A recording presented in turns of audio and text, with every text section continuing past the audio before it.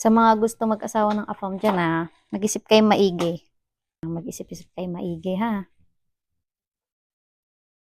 So ayun na nga, may kukwento ko sa inyo. Summer na nga dito sa amin.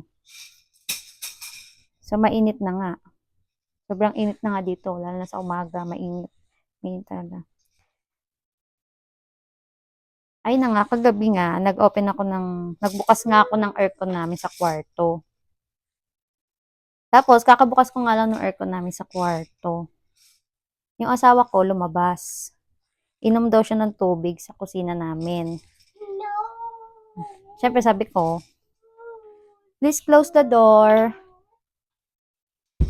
Pinapasara ko nga sa kanya yung pinto kasi nga lalabas nga yung aircon. Di ba nga mali na nga yun? Hindi niya nga ako narinig. So, inulit ko. Sabi ko, please close the door. The AC will follow you. So, ayun na nga, narinig ako. Alam mo yung ginawa niya? Tinawanan niya lang ako. Tumawa lang siya.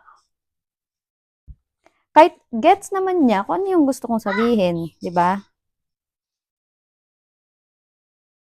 Loka. So, ang ending nga, yun na, sara yung pinto.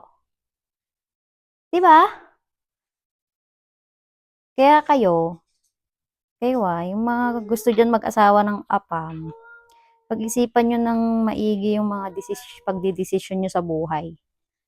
Ha? Ha?